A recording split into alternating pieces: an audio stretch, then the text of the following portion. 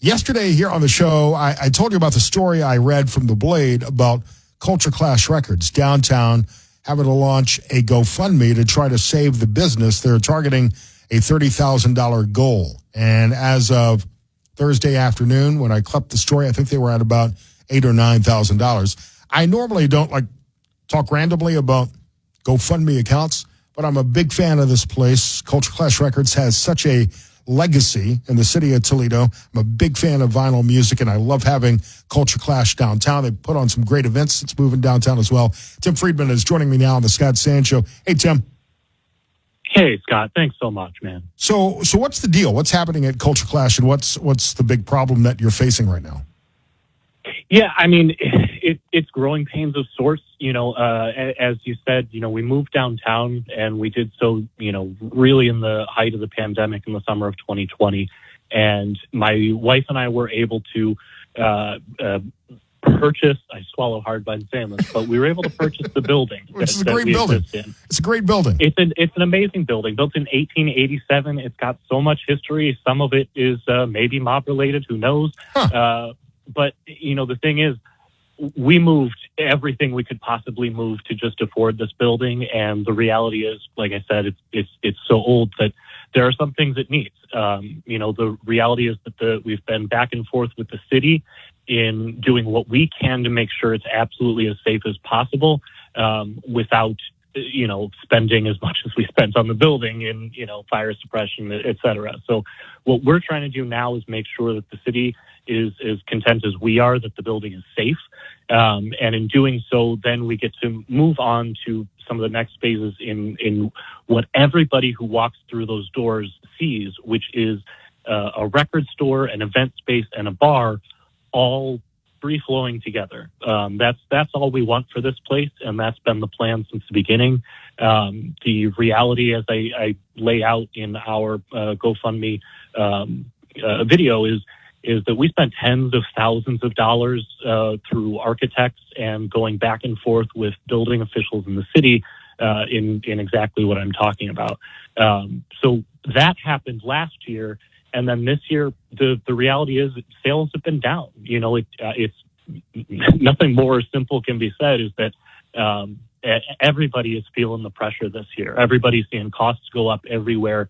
And it hits us because music and vinyl can be considered a luxury good. It's not something that you make sure that you can afford at the end of every week. But I'll tell you, Scott, since launching and since, getting vocal this week about how much help we need, I've seen people realize this matters to me. I want to make sure that the local record store is there, and people have been finding ways to support us, and it's felt amazing. So what do you do at Culture Clash? And I don't know that I knew the previous owners. You and I have talked to quite a few times, especially on Record Store Day every year. What you're doing with Culture Clash and some of these small independent record stores, since the big record stores in the mall went away decades ago as the music industry changed, and I was talking about that with regards to the Downtown Summer Concerts just a few minutes ago. The music industry and business has changed, but for me at my age, man, there's a certain special nostalgia to going into Culture Clash or a record store and flipping through the albums and seeing. For me, last time I came in for Record Store Day, I was looking at U2, The Unforgettable Fire, and some of the some of the vinyl I remember buying the first time as a fan that I don't have anymore because I lost during hurricanes living on the Gulf Coast. So it's got that nostalgia to me, and I'm certainly not an audiophile, but there's something special about playing vinyl and putting the needle down on a record and listening to it in your headphones on a turntable. I couldn't have said it better myself. And the reality is what I see every day at the store, especially every day when customers are walking in the door, is that those customers are families. I may see a daughter dragging her father into the store. I may see a grandmother dragging her grandson into the store. Some people are coming to get that hit of nostalgia. Maybe to find an old Stan Kenton record or something that's in the dollar bin, or that person may, may have heard the new Olivia Rodrigo or Billie Eilish or Chappell Roan and think like, oh my gosh, this is for me. I want to experience this. And exactly like you said, that experience of getting to, the tactile experience of flipping through records, of taking something home and it taking up an amount of space, 12 square inches of space that you can hold and appreciate all of the artwork while you're listening to that music. Nothing can or will replace that. And it's just not the same listening only experience. One reason I think record stores are so vital. Yeah, it's not the same experience downloading a song or pulling it up on a playlist and listening to it on your AirPods as it is to sit there with the album and the liner Nobody invites notes. people over to look at their MP3 collection. Right. That's a great point. We're talking to Tim from Culture Clash Records. So as you're facing this financial problem, I mean, I get it. We just moved our studios from over by Spaghetti Warehouse into Hinsville and had to deal with all the inspectors, all the certification, all the architectural problems. And for a small business, it can be an incredible cost, especially in a building like that. And to me, it seems like from the people I've talked to in the city and in the county, the city has not been easy to work with if you're a small business owner and getting things like this done. I don't want to point the finger at the city of Toledo and the inspection process, but they don't make it easy for you. There's a lot of truth in that, Scott. I will tell you that I have met individuals that work in different capacities for the city that are phenomenal, that want to help, that understand the goal, that understand the reality, and that are good at what they do. I think the system overall, you're absolutely right, is not built to be inherently supportive of small business.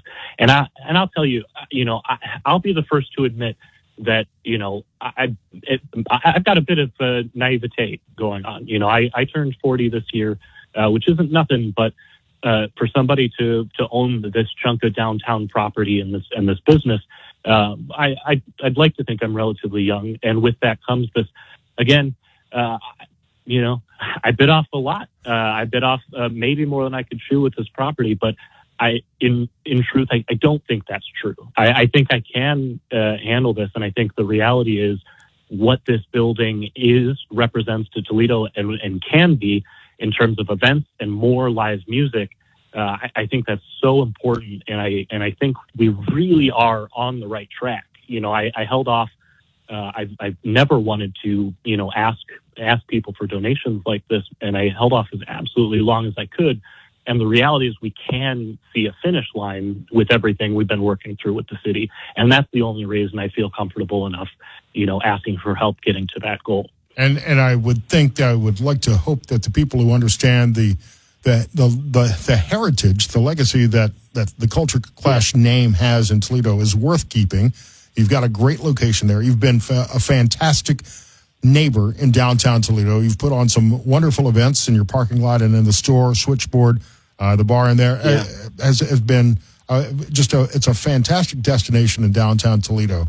And with an old building like that, look, the city of Toledo, to me, should be kissing your ass to make sure you get everything you need to stay in business and operating in downtown, because the city continually gets screwed over by people like Bitwise and are on the hook for the city of Toledo, the county, on the hook for millions of dollars when they try to lure these big business people in, when you've got local people like you, Tim, who want to have a local business in a local community, and they're making it more difficult for you to stay in business. They should be kissing your ass and helping you every step of the way to make sure that your building and that your business continue to operate. I appreciate hearing that, Scott. I really do. So how can people find the GoFundMe, and have you made any more progress this week? A little bit. As you said, we passed the $9,000 threshold, which is great. We need a lot more help, and we're going to keep being loud about that.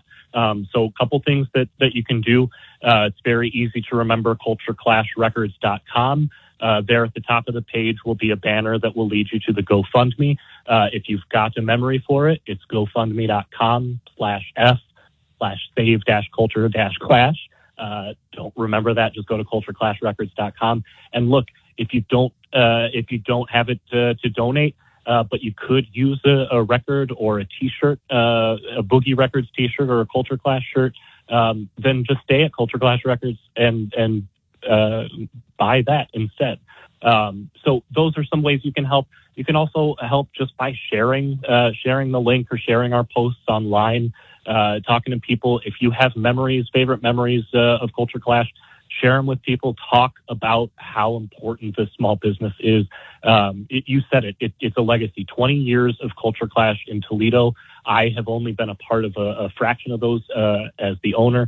But before that, 30 more years with Boogie Records, immediately bookending the beginning of Culture Clash. It's an absolute legacy in Toledo that I couldn't feel more passionately about, of course. Yeah, I'm just as guilty. I mean, I come in and I see you for Record Store Day every year, and when you do the events in the summer, I need to come in more often and support you, support local business.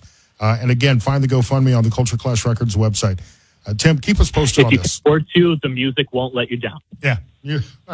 Some music has let me down, but it's a whole other show. I appreciate it, Tim. Best of luck, man. I'm behind you 100%. Thank you so much.